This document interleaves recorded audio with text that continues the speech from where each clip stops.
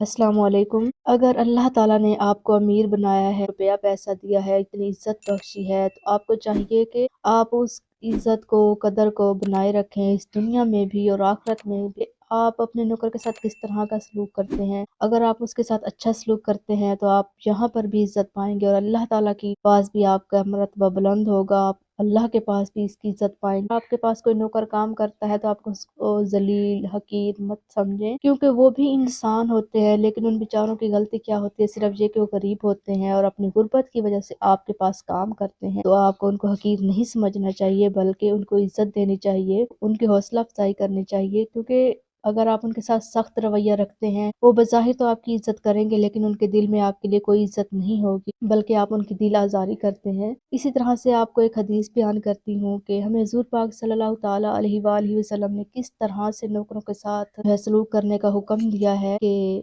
हदीस शरीफ में है कि हज़रत मारूर इस हदीस को रवायत करते हैं। वो कहते हैं कि एक मर्तबा मैं हज़रत अबू ज़र रज़ी अल्लाह ताला अन्हु के मुलाकात के लिए ज़ब्दा शहर में गया, तो मैं क्या देखता हूँ कि हज़रत अबू ज़र और उनके गुलाम दोनों ने एक किस्म के कपड़े पहन रखे हैं, यानी कि दोनों के जिस्म पर एक ही किस्म का जोड़ा है, एक जैसे कपड़े हैं।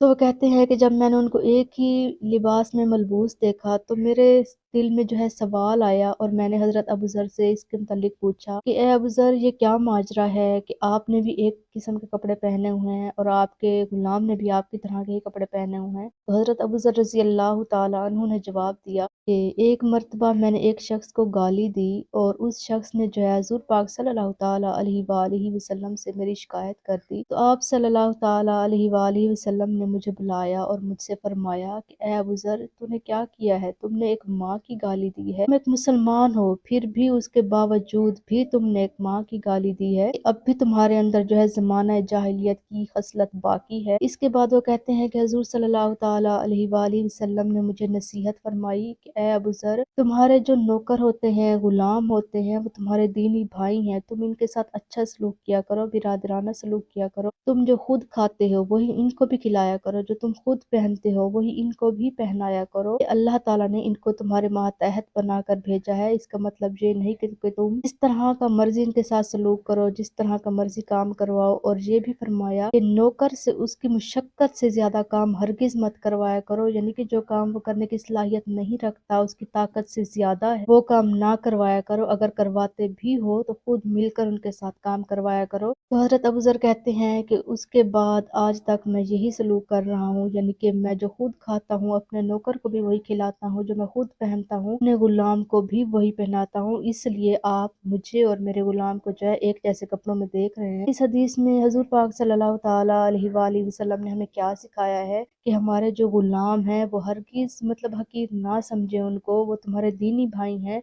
अल्लाह ताला ने उनको तुम्हारे मातहत बनाया है, लेकिन इसका मतलब ये नहीं है कि वो हकीर हैं, जलील हैं, यानी कि वो गरीब ज़रूर हैं, लेकिन आप उनकी हौसला अफजाई किया करें, उनके साथ बिरादराना सलूक किया करें, अच्छा सलूक किया करें। जज़ाकल्लाहु खैर।